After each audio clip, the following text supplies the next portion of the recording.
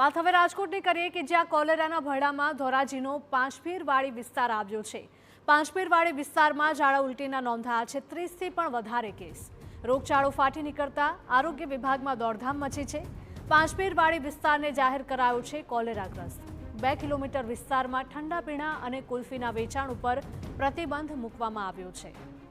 રાજકોટના ધોરાજીમાં પાંચપીરવાડી વિસ્તારમાં પીવાના પાણીની લાઇનમાં ગટરનું દૂષિત પાણી ભળી જવાથી સમગ્ર વિસ્તાર કોલેરાના ભરડામાં આવી ગયો છે। 3 દિવસમાં ઝાડા ઉલટીના 30થી પણ વધારે કેસ નોંધાતા આરોગ્ય વિભાગ દોડતું થયું છે। ધોરાજી સિવિલ હોસ્પિટલ દર્દીઓથી ઉભરાઈ ગઈ છે। મહિલાઓ, બાળકો સહિત અનેક લોકો સારવાર હેઠળ છે। સંવાદદાતા રોનક મજેઠિયા જોડાઈ ગયા છે ફોનલાઈન પર વધુ અપડેટ સાથે। રોનક, જણાવશો કે કોલેરાના ભરડામાં આખો 2 કિલોમીટરનો વિસ્તાર આવી ગયો છે। આરોગ્ય વિભાગ દ્વારા કયા પ્રકારે કામગીરી કરવામાં આવી રહી છે?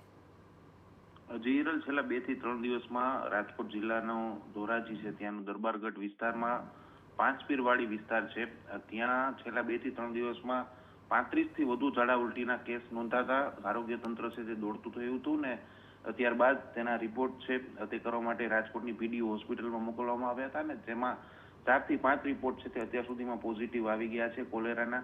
એટલે કે આખા વિસ્તારને છે તે જિલ્લા કલેક્ટર દ્વારા કોલેરાગ્રસ્ત છે તે જાહેર કરવામાં આવ્યો છે અને આજુબાજુના 2 કિલોમીટરનો વિસ્તાર છે આસપાસનો તેને પણ કોલેરાગ્રસ્ત વિસ્તાર છે તે જાહેર કરી દેવામાં આવ્યો છે ને આખા વિસ્તારમાં જે પાણીથી બનતા ખાદ્ય પદાર્થો ઉપર વેચાણ ઉપર પ્રતિબંધ લગાડી દેવામાં આવ્યો છે ને આ કોલેરા ફેલાવાનું કારણ છે તે અત્યારે જે સામે આવી રહ્યું છે તે ડ્રેનેજનું પાણી છે તે પીવાના પાણીમાં ભળી જવાથી આ ઝાડા ઉલટીના કેસ છે તે સતત સામે આવી રહ્યા છે અને હજુ પણ વધારે રિપોર્ટ છે તે આવ્યા બાદ જ હજી આ ઘટનાની ગંભીરતા છે તે હજુ વધુ સામે આવશે, પરંતુ 4 થી 5 રિપોર્ટ છે તે પોઝિટિવ આવી ચૂક્યા છે ને આખા જિલ્લાનું આરોગ્ય તંત્ર છે તે દોડતું થયું છે।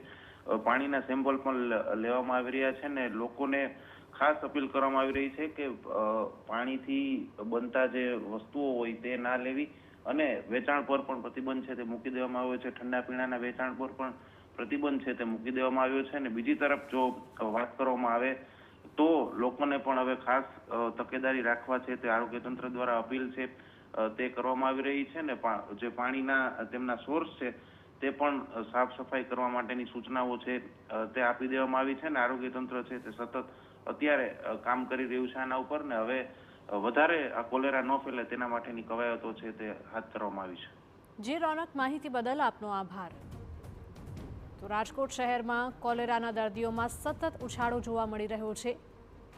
ધોરાજી સિવિલ હોસ્પિટલના અધિક્ષકે જણાવેલ કે હાલ સિવિલ હોસ્પિટલમાં ઝાડા ઉલટીના કેસ નોંધાયા છે। પાંચપીરવાડી વિસ્તારમાં કુલ 30 જેટલા કેસ નોંધાયા છે।